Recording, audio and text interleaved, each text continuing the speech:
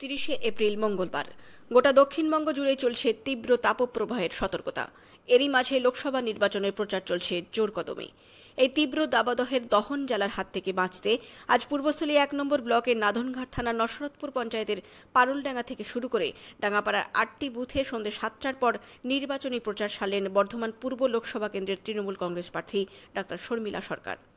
আজ এই নির্বাচনী প্রচারে ডা শর্মিলা সরকারের সাথে ছিলেন এলাকার বিধায়ক তথা রাজ্যের প্রাণী সম্পদ বিকাশ দপ্তরের মন্ত্রী স্বপন দেবনাথ, পূর্বস্থলী 1 নম্বর পঞ্চায়েত সমিতির সভাপতি দিলীপ মল্লিক সহ অসংখ্য দলীয় কর্মী সমর্থক এবং এলাকাবাসী। আজ প্রথমেই ডা শর্মিলা সরকার দেরিতে আসার জন্য সকলের কাছে ক্ষমা চেয়ে নেন এবং দেরিতে আসার কারণ জানান। তিনি বলেন, ভাতারে মুখ্যমন্ত্রী মমতা বন্দ্যোপাধ্যায়ের সভা থাকায় তিনি সঠিক সময়ে এখানে এসে উপস্থিত হতে পারেননি, এর জন্য তিনি দুঃখিত। এরপর তিনি সকলের কাছে আশীর্বাদ চেয়ে নেন এবং এলাকাবাসীকে উন্নয়নের ধারা বজায় রাখতে আসন্ন লোকসভা নির্বাচনে ভোট দিয়ে তার পাশে থাকার কথা বলেন। তিনিও সুখে দুঃখে সকলের পাশে থাকবেন, এ কথাও আজ তিনি বলে যান। শুভ সন্ধ্যা, সকলকে আমার আন্তরিক শ্রদ্ধা প্রণাম জানাই।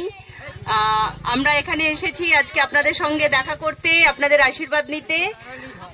আমরা মমতা বন্দ্যোপাধ্যায়ের সাথে যে ওনার জনসভা ছিল সেখান থেকে এখানে এসেছি। তো আসতে একটু দেরি হয়েছে, আপনাদের কাছে পৌঁছেছি দেরিতে, সন্ধে হয়ে গেছে, রাত্রি হয়ে গেছে, তবু আপনারা এতজন আমাদের সাথে রয়েছেন।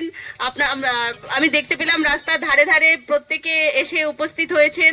তো সেটা দেখে বোঝা যাচ্ছে আপনাদের মধ্যে কতটা উচ্ছ্বাস বা আপনার তৃণমূল কংগ্রেসকে কতটা ভালোবাসেন। সেই ভালোবাসা, সেই আশীর্বাদ আপনারা রাখবেন আশা করি। আর সেইটা যদি করেন, আপনারা যদি তৃণমূল কংগ্রেসের হাত আরো শক্ত করেন, তারা ভাতারে মিটিং ছিলেন, সেই মিটিংটা শেষ হতে 2 ঘন্টা দেরি হয়েছে। স্বাভাবিক কারণেই আমরা 2 ঘন্টা লেট রান করছি। এখানে মসজিদে যারা ইমাম সাহেব আছেন, আরো যারা আছেন, তাদের আমরা 2 মিনিটে ছেড়ে দিচ্ছি ভাই মোটরসাইকেল। শর্মিলা আপনাদের আশীর্বাদ প্রার্থনা করছেন।